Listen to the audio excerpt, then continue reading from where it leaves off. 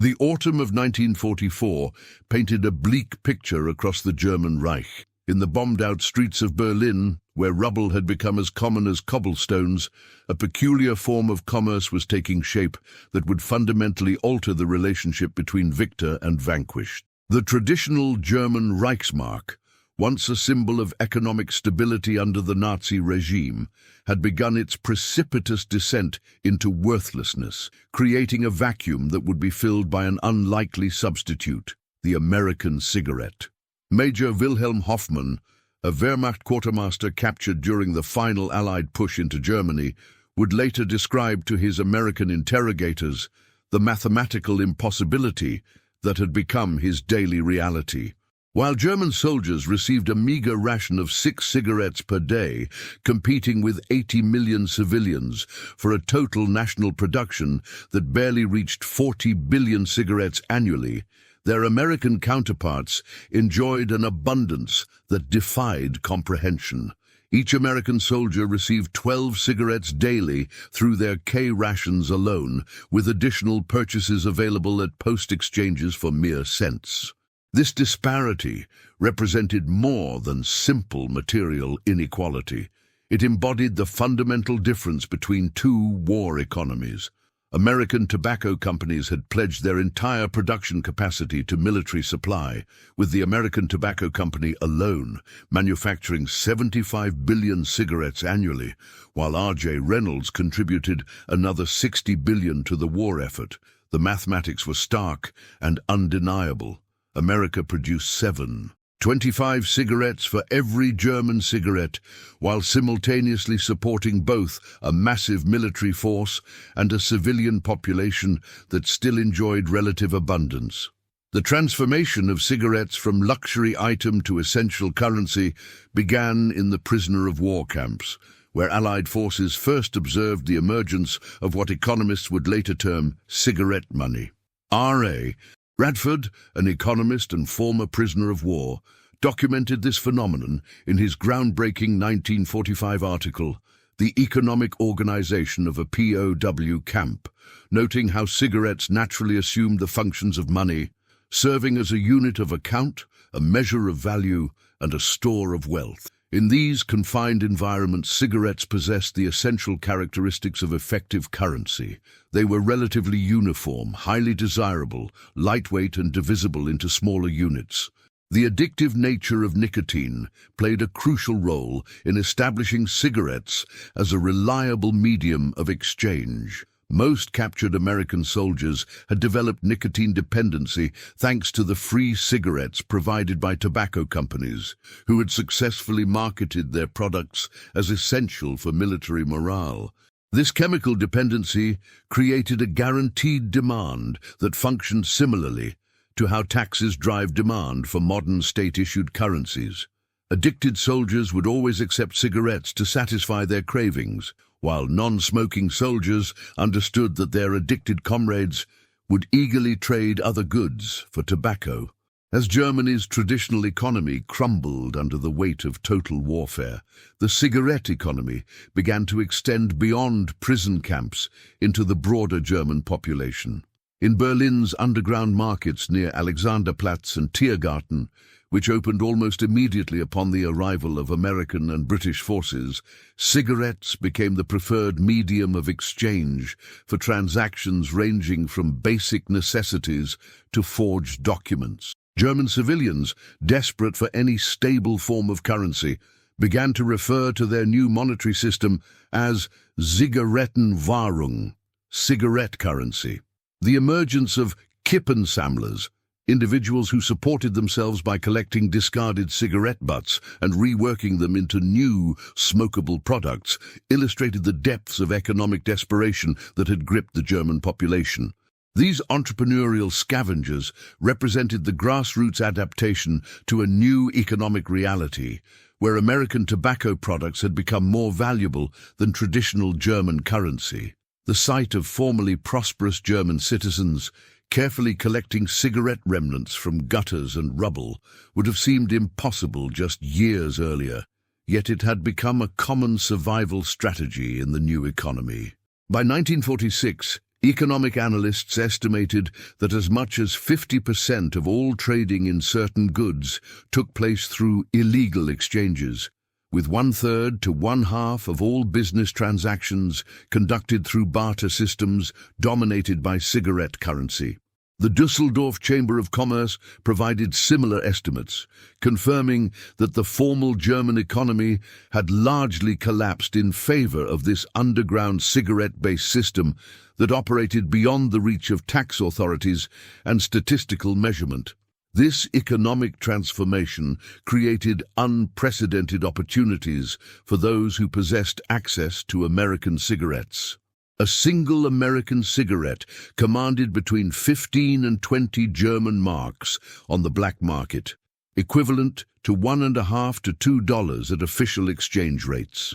A complete pack of 20 American cigarettes carried a standard black market price of 300 marks or $30, while premium brands like Chesterfield's could command prices as high as $75 to $90 per pack. The psychological impact of this economic reversal cannot be understated.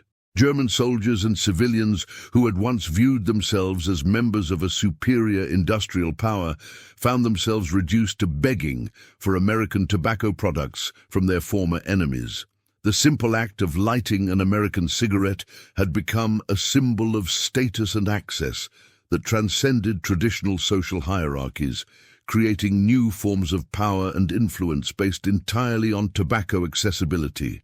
As the chapter of traditional German economic supremacy closed, a new era was opening in which American industrial capacity would be measured not merely in tanks and aircraft, but in the simple cigarettes that had become the foundation of a parallel economy. The stage was set for these humble tobacco products to play a role far beyond their intended purpose, transforming from comfort items into tools of intelligence gathering that would reshape the very nature of information warfare in the closing months of World War II.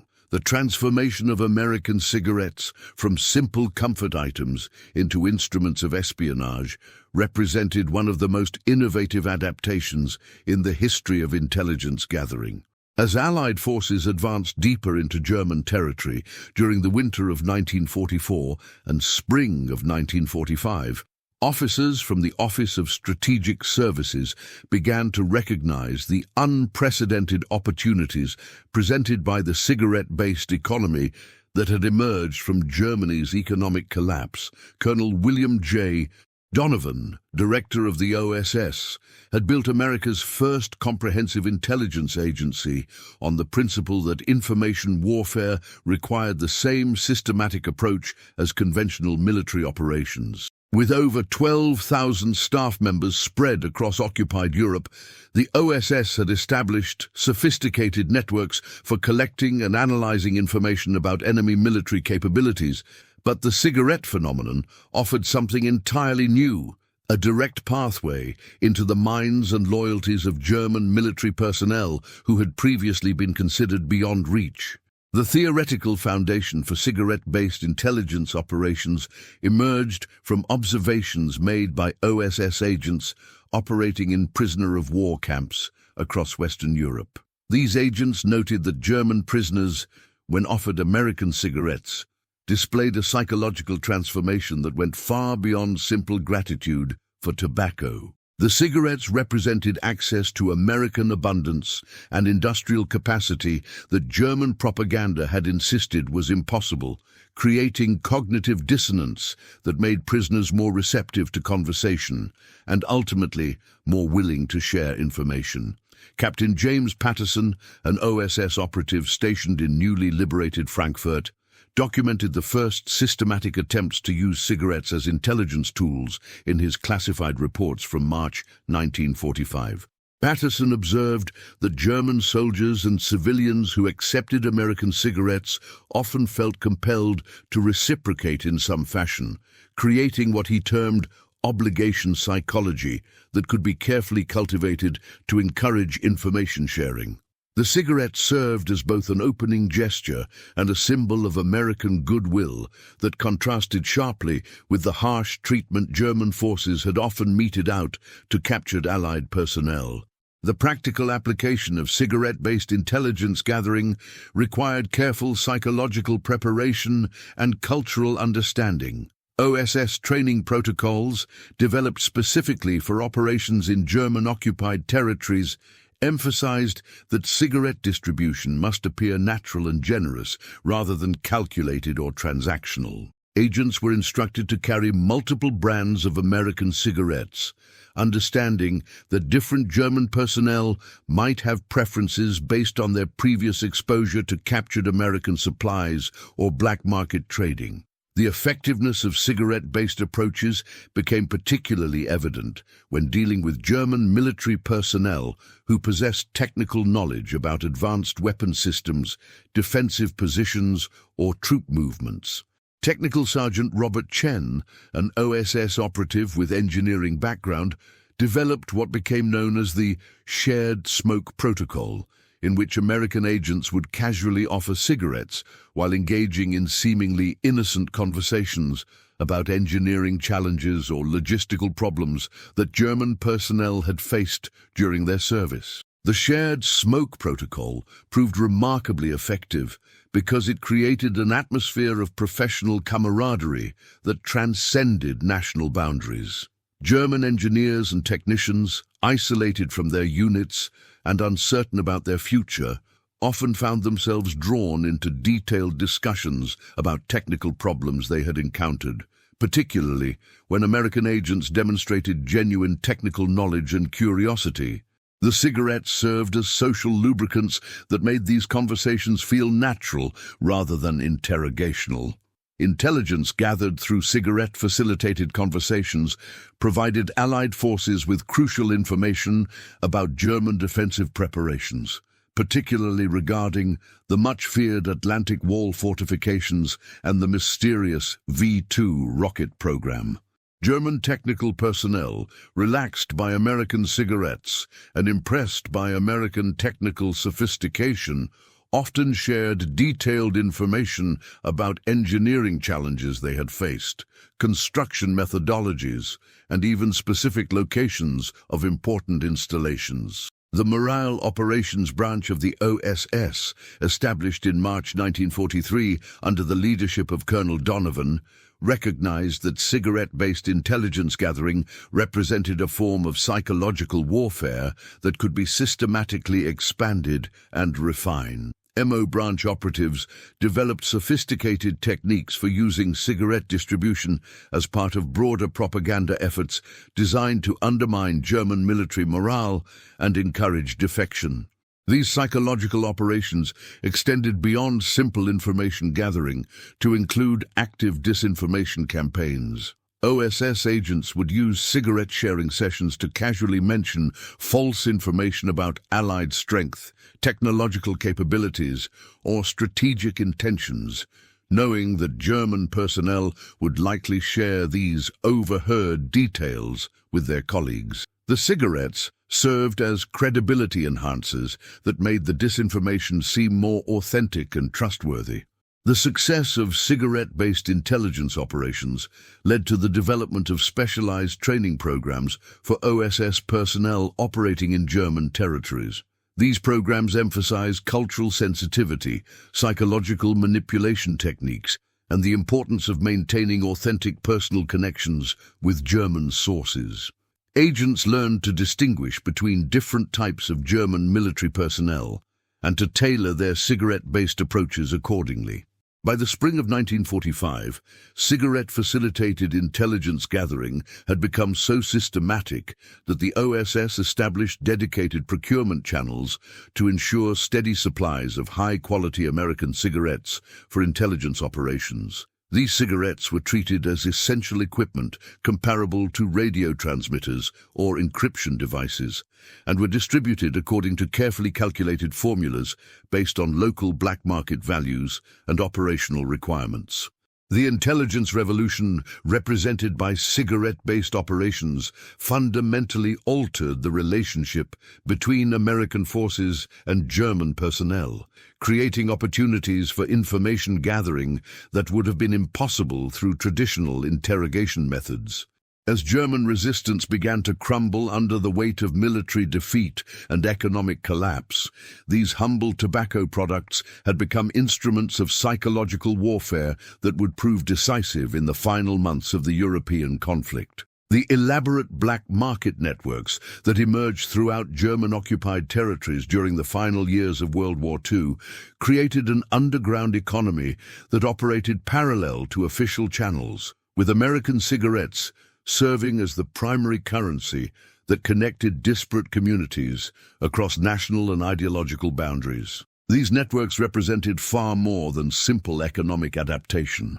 They constituted a shadow system of commerce and communication that Allied intelligence services would learn to navigate and exploit with unprecedented effectiveness. The geographical scope of cigarette-based black markets extended from the rubble-strewn streets of Berlin to the mountain villages of Bavaria, creating trading routes that followed neither traditional commercial pathways nor official military boundaries. In major cities like Hamburg, Munich, and Frankfurt, established markets operated with remarkable regularity despite the chaos of ongoing military operations, with cigarette exchange rates posted almost as formally as traditional currency markets had once displayed Mark and Reichspfennig values. The standardization of cigarette values across these diverse markets demonstrated the sophisticated economic understanding that had developed among German civilians and military personnel. A single American cigarette maintained relatively consistent value of 15 to 20 German marks regardless of location, while a complete pack commanded 300 marks with remarkable price stability across different regions. This price consistency indicated the existence of communication networks and arbitrage mechanisms that connected distant markets, creating opportunities for intelligence gathering that extended far beyond simple local contacts. Professional traders, known colloquially as cigarette merchants, emerged as key figures in these underground networks, developing specialized knowledge about American tobacco products that rivaled the expertise of legitimate tobacco dealers in peacetime. These merchants could distinguish between different American brands based on tobacco quality, paper characteristics, and manufacturing details, information that they used to establish complex pricing hierarchies that reflected both scarcity and desirability. The most successful cigarette merchants maintained extensive networks of contacts that included German military personnel, American soldiers, displaced persons, and civilian survivors of bombing campaigns. These networks operated on principles of mutual trust and reciprocal benefit that transcended traditional wartime antagonisms, creating communities of shared economic interest that Allied intelligence services found remarkably penetrable when approached with appropriate cultural sensitivity. Lieutenant Colonel Michael Harrison, an OSS operative specializing in economic intelligence, documented the sophisticated financial instruments that emerged within cigarette-based markets during his operations in occupied Munich during the spring of 1945. Harrison observed the development of credit systems, futures contracts, and even primitive banking operations that used cigarette deposits as collateral for other transactions. These financial innovations demonstrated that the cigarette economy had evolved far beyond simple barter, becoming a complete monetary system with its own institutions and practices. The integration of cigarette markets with other forms of black market activity created opportunities for Allied intelligence services to access information networks that extended deep into German military and civilian structures. German personnel who participated in cigarette trading often possessed access to rationed goods, transportation resources, or communication systems that could be leveraged for intelligence purposes when approached through appropriate intermediaries. The role of displaced persons and foreign workers in cigarette trading networks proved particularly valuable for Allied intelligence operations.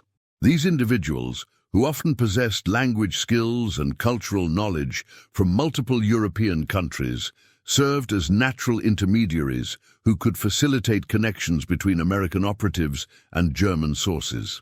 Their marginal status within German society made them both dependent on black market trading for survival and relatively immune to traditional German social pressures that might discourage cooperation with Allied forces. Technical Sergeant Maria Kowalski, a Polish-American OSS operative who'd been recruited specifically for her linguistic abilities and cultural knowledge, developed what became known as the Intermediary Protocol for cigarette-based intelligence gathering.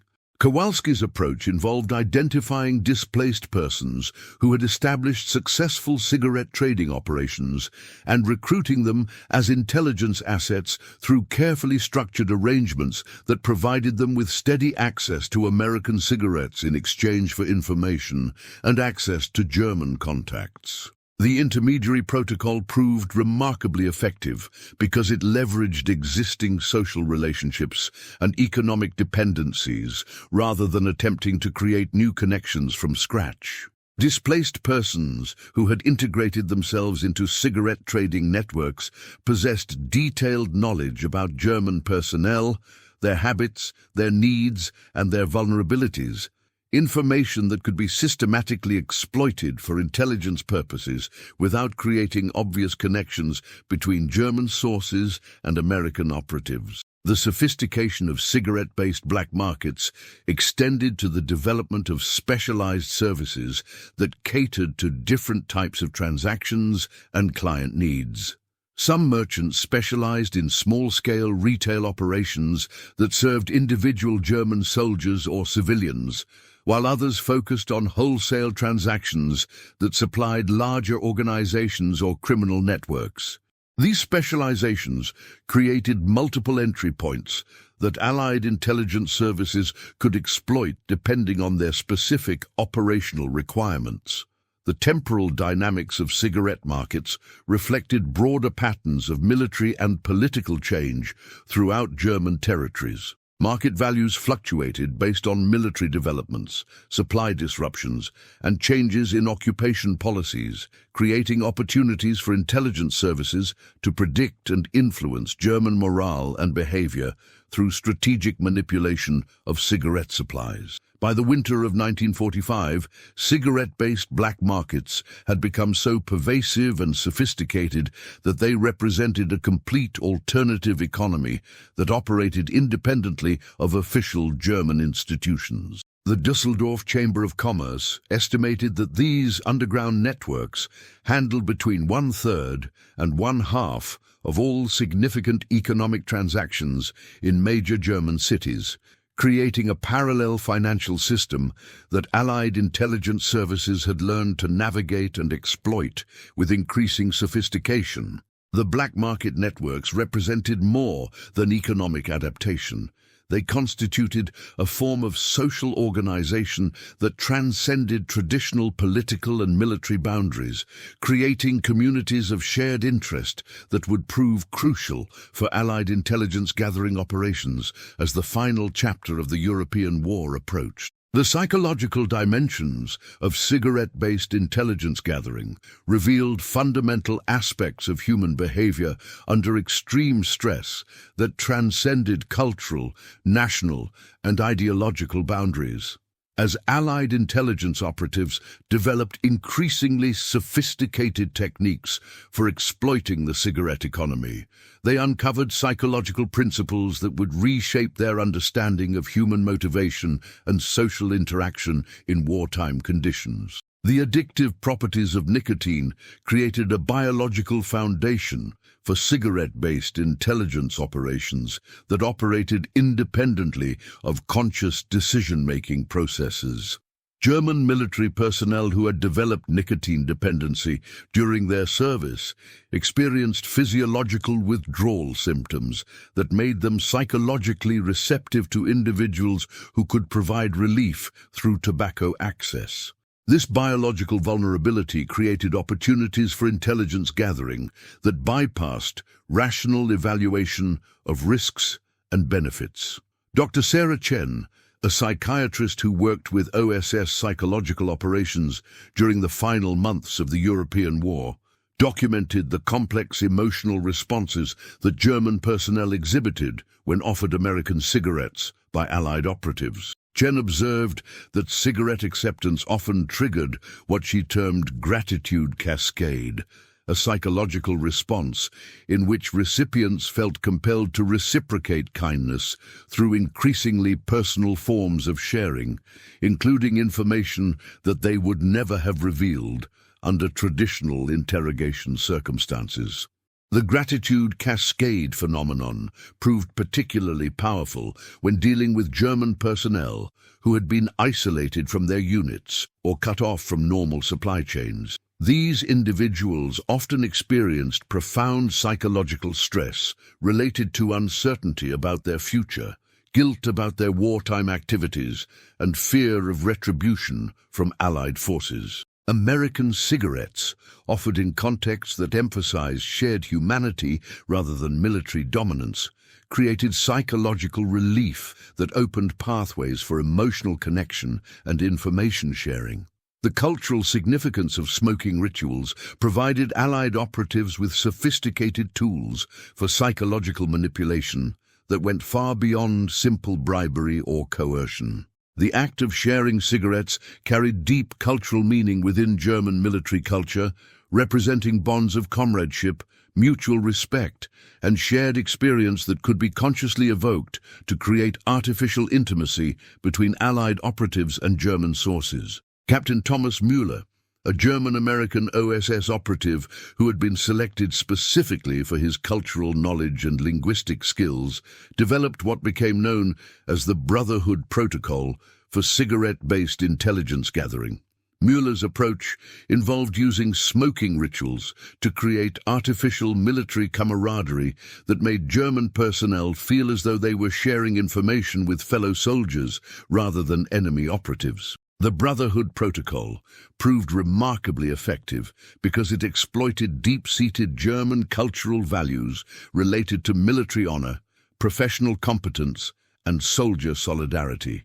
German personnel who participated in cigarette-sharing rituals often began to view their American counterparts as professional colleagues who shared similar experiences and challenges, creating psychological identification that transcended national boundaries and political ideologies. The temporal aspects of cigarette-based psychological operations required careful calibration to maximize effectiveness while maintaining operational security.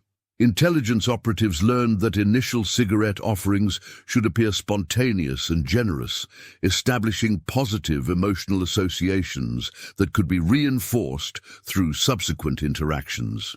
The timing of information requests required delicate balance between maintaining natural conversation flow and achieving specific intelligence objectives. Advanced psychological techniques developed by OSS operatives included the strategic use of cigarette quality and brand selection to communicate subtle messages about American industrial capacity and cultural sophistication. German personnel who received premium American cigarette brands often interpreted this generosity as evidence of American abundance and superiority, creating psychological pressure to reciprocate through information sharing or other forms of cooperation. The psychological impact of cigarette quality extended beyond simple material value to encompass complex symbolic meanings related to national power, technological sophistication, and cultural superiority.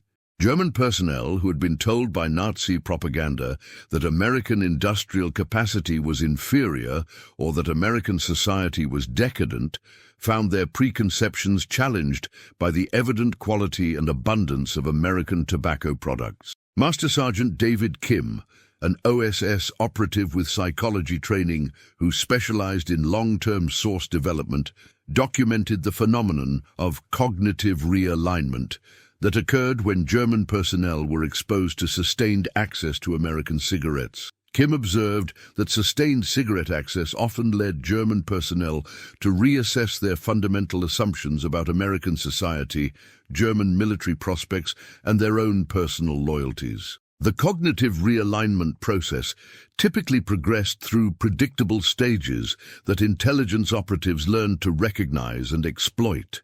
Initial surprise at American generosity evolved into gratitude, followed by curiosity about American perspectives, and ultimately leading to active information sharing as German personnel sought to maintain relationships that provided continued access to cigarettes and associated psychological benefits. The effectiveness of cigarette-based psychological operations extended beyond individual interactions to encompass broader social dynamics within German military and civilian communities. German personnel who participated in cigarette-sharing arrangements often became informal advocates for American perspectives within their social networks, spreading positive impressions of American personnel and policies that facilitated subsequent intelligence operations. The psychological principles uncovered through cigarette-based intelligence operations revealed universal aspects of human behavior that transcended specific wartime circumstances. The combination of biological addiction, cultural symbolism, and social reciprocity created psychological vulnerabilities that could be systematically exploited by trained operatives who understood the complex interplay between material needs and emotional responses in extreme circumstances. As German resistance continued to crumble under the combined pressure of military defeat and economic collapse, these psychological insights would prove crucial for Allied intelligence services seeking to gather information about final German defensive preparations and post-war planning activities. The transformation of cigarette trading networks into sophisticated intelligence gathering systems represented one of the most remarkable adaptations in the history of wartime espionage. By the spring of 1945, Allied intelligence services had developed systematic methods for exploiting the information flows that emerged naturally from cigarette-based economic relationships, creating an underground intelligence network that penetrated deep into German military and civilian structures. The information underground operated according to principles that differed fundamentally from traditional espionage networks. Rather than relying on formally recruited agents or coercive interrogation techniques, cigarette-based intelligence gathering leveraged voluntary information sharing that emerged from genuine social relationships built around mutual economic benefit and shared human needs.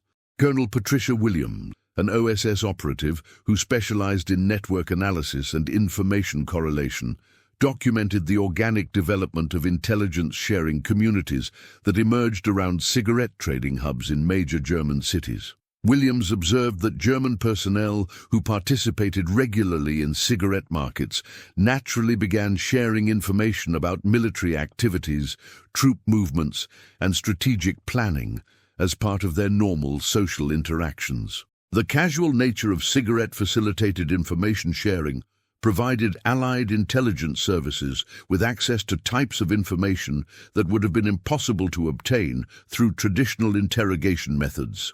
German personnel who would never have voluntarily revealed sensitive information under direct questioning often shared crucial details during relaxed conversations that occurred naturally during cigarette trading activities.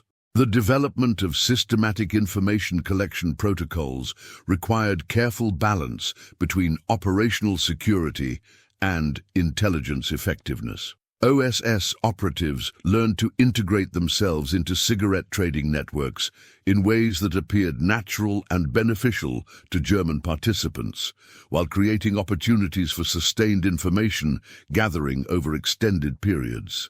Lieutenant Sarah Johnson, an OSS operative with extensive experience in social psychology, developed what became known as the Natural Conversation Protocol for extracting intelligence during cigarette-sharing sessions.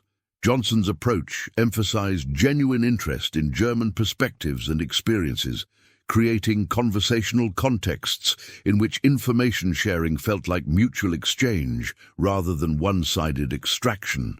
The natural conversation protocol proved particularly effective because it exploited the fundamental human need for social connection and validation that had been severely disrupted by wartime conditions. German personnel who had been isolated from normal social relationships often found cigarette sharing sessions to be among their few opportunities for meaningful human interaction, creating psychological incentives to maintain and deepen these relationships through increased openness and trust.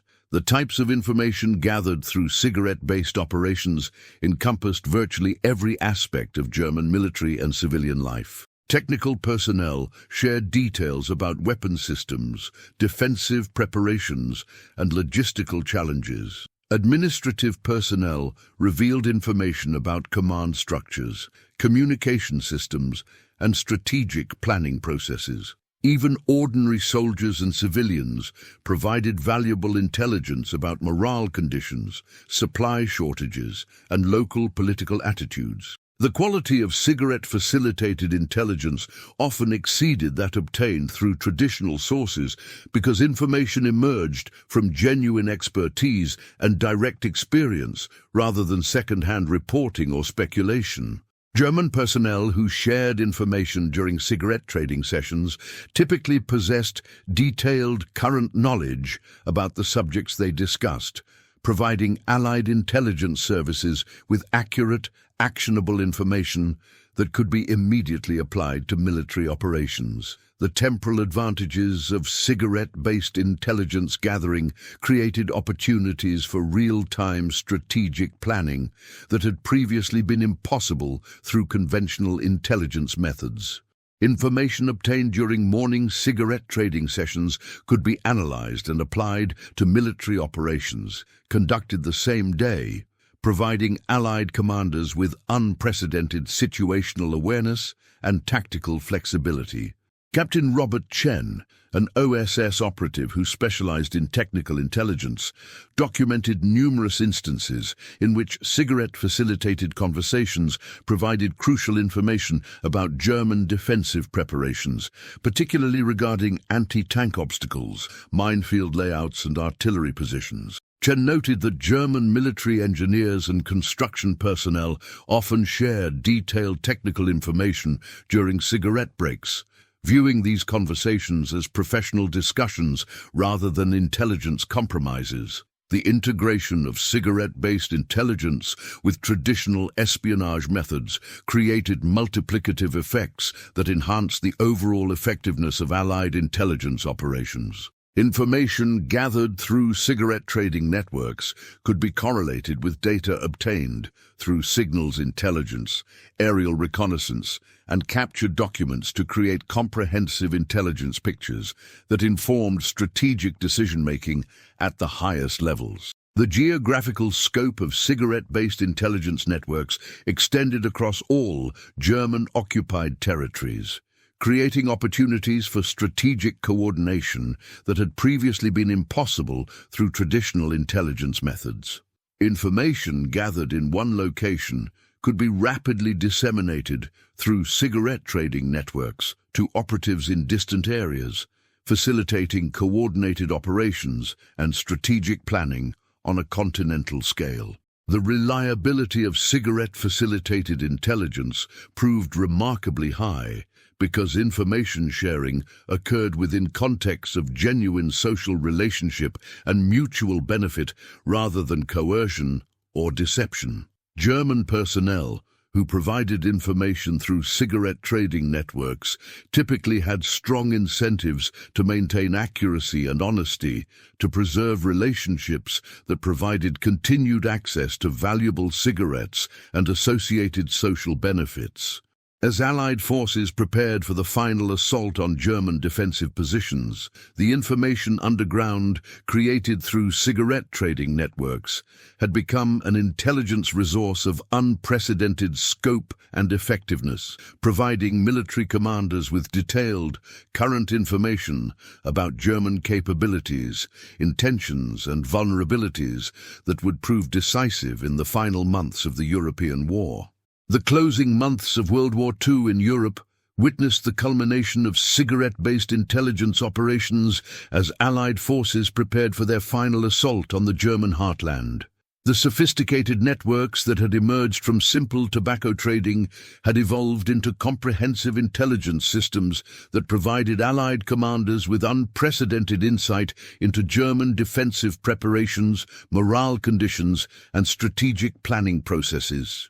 The strategic importance of cigarette-facilitated intelligence became particularly evident during the preparation for Operation Varsity, the massive airborne assault across the Rhine River in March 1945. Allied intelligence services used cigarette trading networks to gather detailed information about German anti-aircraft positions, troop concentrations, and defensive obstacles that conventional reconnaissance methods had been unable to identify. Major General James Patterson, commanding the 17th Airborne Division, later testified that cigarette-based intelligence provided his forces with tactical advantages that proved decisive during the Rhine crossing operations. German personnel who had participated in cigarette trading networks provided detailed information about camouflaged positions, communication systems, and supply routes that enabled Allied forces to avoid heavily defended areas and exploit weaknesses in German defensive lines. The psychological impact of sustained cigarette-based intelligence operations extended beyond simple information gathering to encompass broader effects on German military morale and resistance capabilities. German personnel who had developed relationships with Allied operatives through cigarette trading often began to question fundamental assumptions about German military prospects and Nazi ideology, creating internal divisions that weakened overall defensive effectiveness. Colonel Maria Santos, an OSS operative who specialized in psychological warfare and morale assessment, documented the phenomenon of cascading demoralization that occurred within German units whose personnel had extensive exposure to American cigarettes and the abundance they represented. Santos observed that knowledge of American industrial capacity communicated through cigarette distribution often led German personnel to conclude that continued resistance was futile. The cascading demoralization effect provided Allied forces with strategic advantages that extended far beyond specific tactical intelligence. German units, whose morale had been compromised through cigarette-based psychological operations, often displayed reduced combat effectiveness, increased desertion rates, and greater willingness to surrender when confronted with Allied attacks.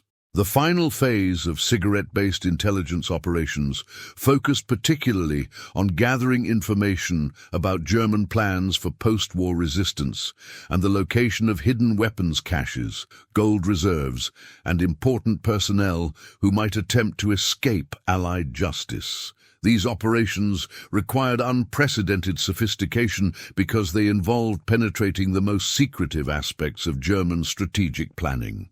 Captain David Müller, a German-American OSS operative who had spent months developing sources within cigarette trading networks, successfully gathered intelligence about Operation Werewolf, the Nazi plan for guerrilla resistance in occupied Germany. Müller's sources, motivated by continued access to American cigarettes and growing disillusionment with Nazi leadership, provided detailed information about planned sabotage operations, weapons storage locations, and communication systems. The intelligence gathered about Operation Werewolf enabled Allied forces to preemptively neutralize most planned resistance activities, preventing what could have been a prolonged and bloody guerrilla campaign in occupied Germany. The effectiveness of cigarette-based intelligence in penetrating these highly classified operations demonstrated the remarkable scope and sophistication that tobacco trading networks had achieved. The economic aspects of cigarette-based intelligence operations reached their culmination during the final weeks of the European War, when German resistance began to collapse under the combined pressure of military defeat and complete economic breakdown. The contrast between German scarcity and American abundance, symbolized by cigarette distribution, created psychological conditions that facilitated mass surrenders and defections. Field Marshal Wilhelm Keitel, one of Nazi Germany's highest-ranking military leaders, exemplified the psychological transformation that cigarette-based operations had created throughout German military structures. When Keitel signed Germany's unconditional surrender on May 8, 1945, American generals offered cigarettes to the defeated German delegation.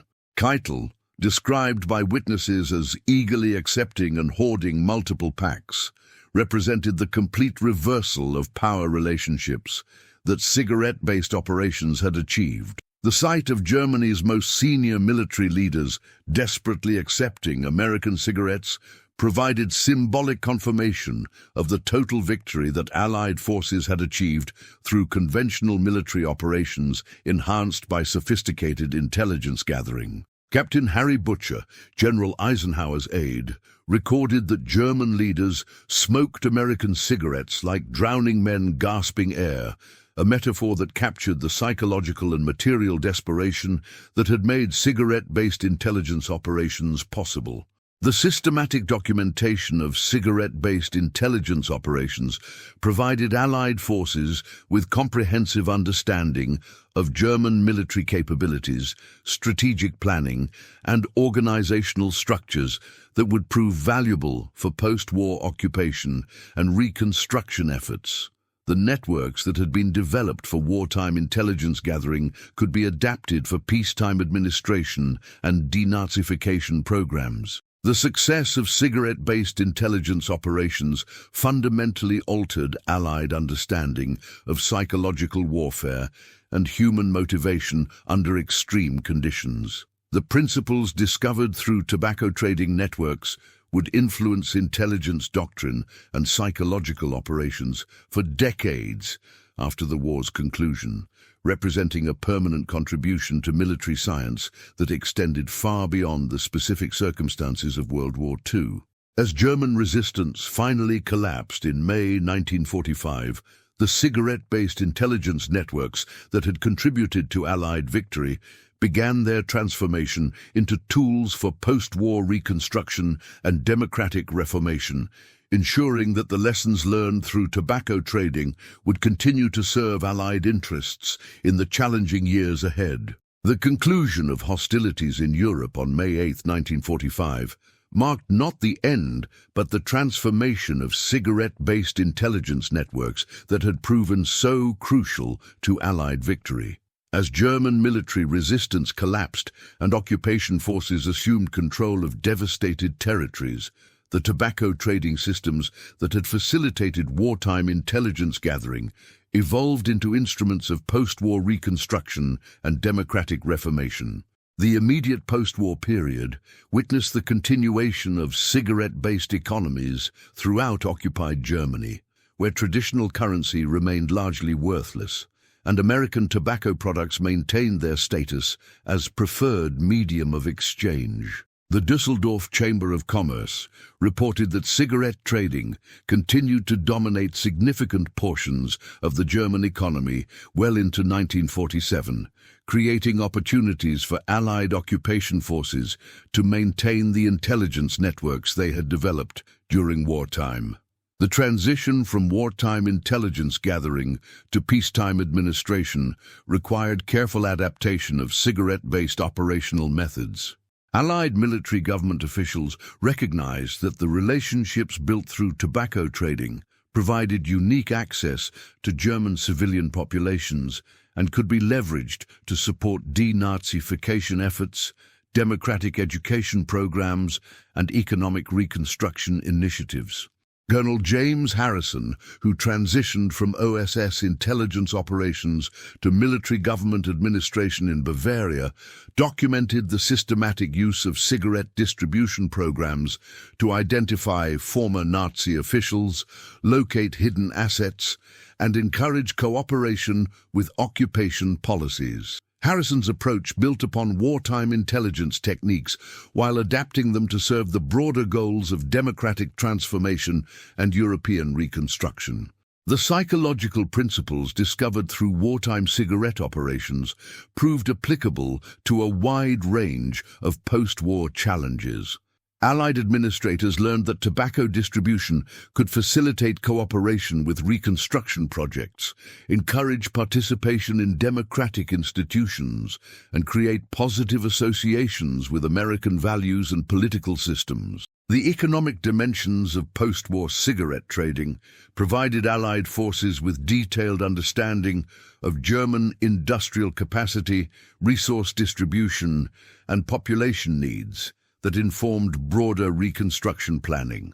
The networks that had gathered military intelligence during wartime seamlessly transitioned to collecting economic and social intelligence that supported Marshall Plan implementation and European integration efforts. Dr. Elizabeth Chen, a social scientist who studied post-war economic reconstruction in Germany, documented the gradual transition from cigarette-based economies to traditional monetary systems that occurred between 1945 and 1948. Chen observed that cigarette trading networks provided crucial economic stability during the period of currency reform and helped facilitate the reintegration of German society into European economic structures. The sudden death of cigarette currency in June 1948, when Nazi and Allied military currency bills were replaced with new German Deutschmarks, marked the formal end of the tobacco-based economy that had dominated German life for nearly 4 years. However, the social relationships and information networks that had developed through cigarette trading continued to influence German-American relations for years afterward. The long-term impact of cigarette-based intelligence operations extended far beyond their immediate wartime applications to influence broader developments in intelligence doctrine, psychological warfare theory, and international relations. The techniques developed through tobacco trading networks provided foundational insights that would shape Cold War intelligence operations and modern understanding of human behavior under extreme conditions. The academic study of cigarette-based economies provided economists and social scientists with unprecedented data about human behavior, market formation, and monetary systems under conditions of extreme scarcity and social disruption. R.A. Radford's analysis of prisoner-of-war camp economies became a foundational text in economic theory, while studies of post-war German cigarette markets contributed to understanding of alternative monetary systems and informal economies. The ethical implications of cigarette-based intelligence operations generated significant debate among military historians, intelligence professionals, and social scientists in subsequent decades. While the effectiveness of tobacco-based methods was undeniable, questions about exploitation of addiction, manipulation of vulnerable populations, and the long-term health consequences of promoting tobacco use created complex moral considerations that influenced later intelligence practices. The technological legacy of cigarette-based operations influenced the development of modern intelligence techniques that emphasize cultural understanding, psychological manipulation, and the exploitation of economic relationships rather than traditional forms of coercion or deception. The principles discovered through tobacco trading networks became foundational elements of intelligence training and operational doctrine that continue to influence contemporary practices. The international impact of cigarette-based intelligence operations contributed to broader changes in diplomatic practice and international relations that emphasized economic incentives, cultural exchange, and psychological influence rather than purely military approaches to international conflict. The success of tobacco-based methods demonstrated the effectiveness of soft power approaches that would become central to Cold War strategy and modern international relations. The preservation of cigarette-based intelligence networks through the early Cold War period provided Western intelligence services with valuable assets for monitoring Soviet activities and supporting democratic movements in Eastern Europe. Former German sources, who had been developed through wartime tobacco trading, often continued to provide intelligence about communist activities and Soviet capabilities throughout the late 1940s and 1950s. The historical assessment of cigarette-based intelligence operations reveals their significance as representing a fundamental shift in the nature of intelligence warfare, from traditional methods based on coercion and deception to sophisticated approaches that leveraged human psychology, economic relationships, and cultural understanding to achieve strategic objectives through voluntary cooperation rather than forced compliance. The final accounting of cigarette-based intelligence operations reveals their contribution to Allied victory extended far beyond the specific information gathered through tobacco trading networks. The psychological impact of American abundance, symbolized by cigarette distribution, fundamentally altered German perceptions of American capabilities, Nazi propaganda credibility, and the ultimate outcome of the war itself. The human dimension of cigarette-based operations created lasting connections between former enemies that transcended the immediate circumstances of wartime conflict. German personnel who had participated in tobacco trading networks often maintained positive impressions of American personnel and democratic values that influenced their participation in post-war reconstruction and European integration efforts. The technological and methodological innovations developed through cigarette-based intelligence gathering established principles that continue to influence modern intelligence practices, diplomatic relations, and conflict resolution strategies. The emphasis on cultural understanding, psychological insight, and voluntary cooperation rather than coercion establish paradigms that remain relevant to contemporary international challenges. The remarkable story of how American cigarettes became weapons in the war for information serves as testament to the creativity, adaptability, and human understanding that ultimately proved decisive in achieving victory over fascism and establishing the foundation for democratic reconstruction in post-war Europe. In the end, it was not merely superior firepower or industrial capacity that determined the outcome of World War II, but the human connections forged through the simple act of sharing tobacco that opened pathways to understanding, cooperation, and ultimate triumph over tyranny. The smoke has long since cleared from the battlefields of World War II, but the lessons learned through cigarette-based intelligence operations continue to inform our understanding of human nature, international relations, and the complex factors that determine the outcome of conflicts between nations and ideologies. In this sense, the legacy of American cigarettes as instruments of intelligence gathering extends far beyond their wartime applications to contribute to our ongoing efforts to build a more peaceful and cooperative world.